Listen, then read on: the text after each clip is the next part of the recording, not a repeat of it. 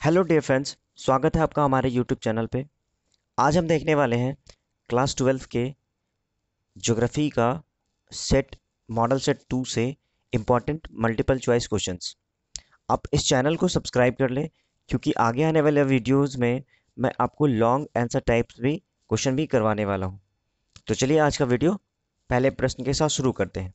आज का हमारा पहला प्रश्न है कि किसने संभववाद शब्द का प्रयोग सर्वप्रथम किया था। तो इसका सही सही आंसर हो जाएगा लूशियन फैब्रे। आप एक बार किसी भी प्रश्न का आंसर देने से पहले चारों ऑप्शंस सही सही पढ़ लोगे, अच्छे से पढ़ लोगे, ताकि क्वेश्चन के आंसर आप सही सही दो। बढ़ते अगले प्रश्न की ओर। अगला प्रश्न है हमारा, निम्नलिखित में से कौन सा एक अधात्विक खनिज है। अधात्विक खनिज नॉन मेटेलिक मिनरल ऐसे खनिज को कहते हैं जिसमें धातु का अंश नहीं पाया जाता। तो इसमें राइट आंसर हो जाएगा चूना पत्थर। चूना पत्थर इज द राइट आंसर, जो अधात्विक खनिज नहीं है। बढ़ते अगले प्रश्न की ओर। अगला प्रश्न है हमारा, किस महाद्वीप में जनसंख्या वृद्धि दर निम्नतम है, अर्थात सबसे कम वृद्धि दर है। तो इसका राइट आंसर हो जाएगा यूरोप। आप ये भी ध्यान में रखोगे कि अफ्रीका का जो वृद्धि दर है वो सर्वाधिक है, उच्चतम है, जो पिछले मॉडल सेट में प्रश्न पूछा जा चुका है। बढ़ते अगले प्रश्न की ओर। अगला प्रश्न है हमारा, निम्नलिखित में से कौन उच्च गुणवत्ता वाली लो अयस्क खनिज है। इसका सही से आंसर हो जाएगा मैग्नेटाइट, ऑप्शन नंबर सी।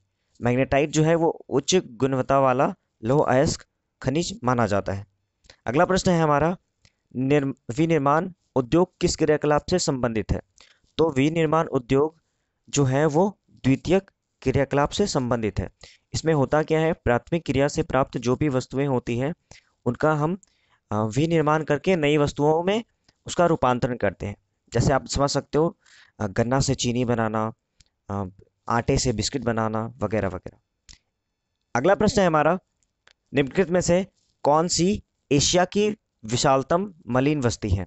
तो इसका सही आंसर हो जाएगा ऑप्शन ए धारावी। धारावी बस्ती जो है वो भारत की सबसे मलिन यानी कि स्लम एरिया है, झुग्गी बस्ती है, जो मुंबई में अर्थात भारत में आता है। अगला प्रश्न है हमारा, भारत में महिलाओं के प्रवास का एक मुख्य कारण क्या है। तो इसका राइट आंसर आप सभी को पता होगा। इसका राइट आंसर होगा ऑप्शन ए विवाह, शादी। शादी के कारण महिलाओं को एक स्थान से दूसरे स्थान प्रवास करना पड़ता है। अगला प्रश्न है हमारा, मृदा अपरदन का मुख्य कारण क्या है। वन विनाश, पशुचारण, खनन या सभी। तो इसका राइट आंसर हो जाएगा उपयुक्त सभी। सभी कारण से मृदा अपरदन होता है। अगला प्रश्न है हमारा, निम्नलिखित में से किस खनिज के लिए कोडरमा प्रसिद्ध है। तो ये भी प्रश्न बहुत आसान है आप लोगों के लिए। इसका सही सही आंसर हो जाएगा अभ्रक। अभ्रक इज द राइट आंसर। अगला प्रश्न है हमारा कि निम्नलिखित में से कौन सा अम्ल वर्षा का एक कारण है। तो अम्ल वर्षा का कारण है वायु प्रदूषण। वायु प्रदूषण के कारण क्या होते हैं, बहुत सारी जहरीली गैसें निकलती हैं जो वायुमंडल में वर्षा से यानी कि H2O से अभिक्रिया करके अम्ल का निर्माण करती है और अम्ल वर्षा होता है। अगला प्रश्न है हमारा कि रुको और जाओ निश्चयवाद की संकल्पना किसके द्वारा की गई। तो इसका राइट आंसर हो जाएगा ग्रिफिथ टेलर। ग्रिफिथ टेलर ने रुको और जाओ निश्चयवाद संकल्पना को प्रतिपादन किया था। अगला प्रश्न है हमारा, मानव विकास की अवधारणा किस विद्वान की देन है। तो इसका राइट आंसर हो जाएगा डॉक्टर महबूब उल हक। डॉक्टर महबूब उल हक जो पाकिस्तान के थे, उन्होंने मानव विकास की अवधारणा दी थी। अगला प्रश्न है हमारा, डिगबोई तेल क्षेत्र स्थित है। डिगबोई क्षेत्र कहाँ स्थित है। तो इसका राइट आंसर हो जाएगा असम। बहुत ही फेमस जगह है, यहाँ तेल संशोधन किया जाता है। अगला प्रश्न है, किस खनिज को तरल सोना भी कहा जाता है। तो तरल सोना पेट्रोलियम को कहा जाता है। पेट्रोलियम सही आंसर हो जाएगा आपका। अगला प्रश्न है हमारा कि उद्योग जिनका प्रबंधन सरकार के हाथों में रहता है उसे क्या कहते हैं। ऑप्शन आप ध्यान से देख लो, निजी क्षेत्र के उद्योग, सार्वजनिक क्षेत्र के उद्योग, संयुक्त क्षेत्र के उद्योग या सहकारिता क्षेत्र के उद्योग। तो आप इसमें देख सकते हो निजी क्षेत्र के उद्योग तो गवर्नमेंट सेक्टर में आएंगे नहीं, तो ये आपका रॉन्ग आंसर हो जाएगा। अगला जो है ये संयुक्त क्षेत्र के ज्वाइंट सेक्टर, ये भी नहीं आएगा। और सहकारिता क्षेत्र के उद्योग भी कॉरपोरेटिव सेक्टर वाला गवर्नमेंट सेक्टर में नहीं आता, तो एक ऑप्शन बच जाता है सार्वजनिक क्षेत्र के उद्योग, ऑप्शन बी जो आपका सही आंसर है। अगला प्रश्न है हमारा कि निम्नलिखित में से कौन सा एक कुटीर उद्योग का उदाहरण है। तो कुटीर उद्योग क्या होता है ये भी आप जान लीजिए। कुटीर उद्योग ऐसे उद्योग को कहते हैं जिसमें हस्त निर्मित वस्तुओं का निर्माण किया जाता है, दैट्स मीन छोटी छोटी वस्तुओं का निर्माण किया जाता है। तो इसमें राइट आंसर क्या हो जाएगा, आप इसमें ऑप्शन छाट के भी बना सकते हो, जैसे एक कपड़ा तैयार करना, ये जो है बड़े पैमाने पर फैक्ट्रियों में किया जाता है। साबुन बनाना, रसायन बनाना, इन सब का निर्माण जो है वो बड़े स्तर पे, एक बड़े लेवल पे फैक्ट्रियों में किया जाता है। तो मेकिंग रोप्स या फिर रस्सी बनाना जो है वो आपका सही आंसर हो जाएगा। जो आप देख सकते हो कि कुटीर उद्योग के उदाहरण है, लोग हस्त निर्मित द्वारा मतलब हस्तकला द्वारा इसका निर्माण करते हैं। बढ़ते अगले प्रश्न की ओर। अगला प्रश्न है हमारा कि निम्नलिखित में से किस देश का उच्चतम मानव विकास सूचकांक है।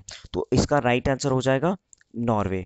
इसका राइट आंसर हो जाएगा नॉर्वे। नॉर्वे का उच्चतम मानव विकास सूचकांक है।